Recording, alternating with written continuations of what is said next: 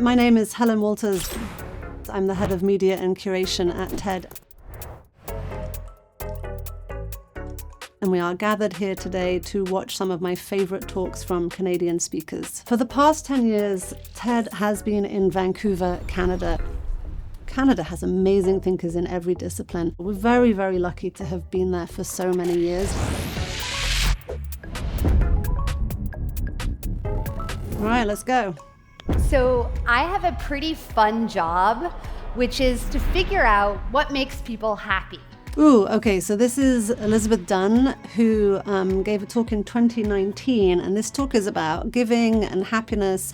And even though this talk it was given in Canada and she's Canadian, this talk really had an impact that rippled around the world. It turns out that studying happiness might provide a key to solving some of the toughest problems we're facing. It's taken me almost a decade to figure this out.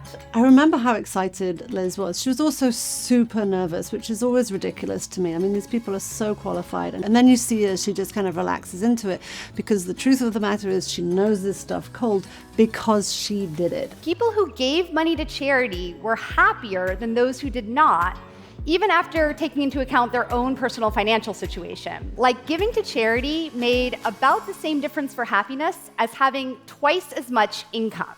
That stat blew my mind when I first heard it, and I remember having to really sit with it. She just kind of lays these breadcrumbs of thinking, which is just amazing. If any of you work for a charity, don't reward your donors with pens or calendars. Reward them with the opportunity to see the specific impact that their generosity is having and to connect with the individuals and communities they're helping. So there's a really interesting impact that came from this talk, which was actually that Liz and Chris Anderson collaborated on a mystery experiment. An anonymous donor gave $2 million for this experiment, which was basically to give people $10,000 and then see what they did with the money. TED was able to contribute to science itself by working with Liz. So there were some really exciting and cool experiments that happened as a result of this very talk. People call me a godfather of AI. I'm not sure how I feel about that name. Oh, this is Yoshua Bengio, the leading Canadian AI scientist who works out of the University of Montreal. I do feel a responsibility to talk to you about the potentially catastrophic risks of AI. After it executes the command on the computer, the human asks, what happened? And the AI is now thinking how it could answer so as to make sure the human will not shut it down. Then it produces an answer, and it's a lie, a blatant lie. I mean, doesn't that blow your head off? That is so insane to me that this is happening. Things have only kind of grown exponentially since then. We're playing with fire. You'd think with all of the scientific evidence of the kind I'm showing today, we'd have regulation to mitigate those risks.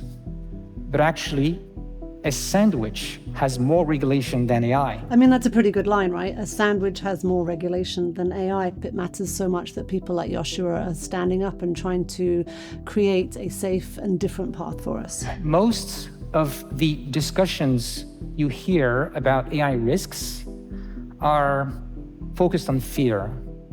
Today, with you, I'm betting on love.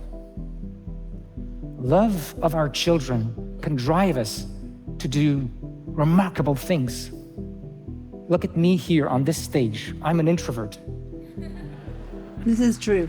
He really didn't want to do this TED Talk. He really had to be persuaded to do it, and I'm really glad that we were able to get him out of his lab. I love that talk. I build all around the world out of our office in Vancouver. And we build buildings of different sizes and styles and different materials depending on where we are, but wood is the material that I love the most. So this is Michael Green. He is a pioneer in sustainable architecture, and this talk is from 2013. Just like snowflakes, no two pieces of wood can ever be the same anywhere on Earth. That's a wonderful thing. I like to think that wood gives Mother Nature fingerprints in our buildings. So wait, just think about that for a moment. No two pieces of wood are the same. Now, I think that we kind of all know that in some ways, but I bet we've never really thought about it. And to think about wood as snowflakes, or even to think about snowflakes for that matter, just gives this moment of delight that I think is just a kind of an integral part of the TED conference and an integral part of what we're doing and what we're trying to bring to the stage. Cities are built in these two materials, steel and concrete, and they're great materials. They're the materials of the last century, but they're also materials with very high energy and very high greenhouse gas emissions. We need to reduce the concrete and steel, we need to grow bigger, and what we've been working on is 30-story tall buildings made of wood. I remember I was sitting right in the back row of that conference, and there was a whole kind of murmur of people being like, 30 stories tall with wood? I don't think so. And people were completely not convinced by it, but then wait, because he kept going. We've been doing this new work because there are new wood products out there for us to use. Small pieces of wood glued together to make panels that are enormous, 8 feet wide, 64 feet long, and of various thicknesses. If we built a 20-story building out of cement and concrete, the process would result in 1,200 tons of carbon dioxide. If we did it in wood, in this solution, we'd sequester about 3,100 tons for a net difference of 4,300 tons. That's the equivalent of about 900 cars removed from the road in 1 year. So since this talk, Michael's star has really risen, and he continues to push the boundaries of what is possible with wooden architecture and with wood buildings. We're starting to push the height up of these wood buildings. That Eiffel Tower moment will break the ceiling, these arbitrary ceilings of height, and allow wood buildings to join the competition. And I believe the race is ultimately on. Thank you.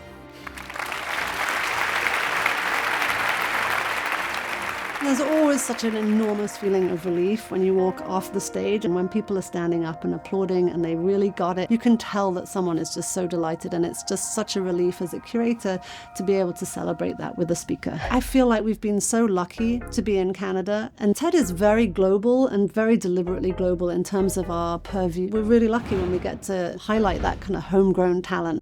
Thank you so much for watching with me. Do go and check out the full talks. They're amazing. And there are also many more that you can watch at TED.com. For now, thank you so much for coming to these TED Talks.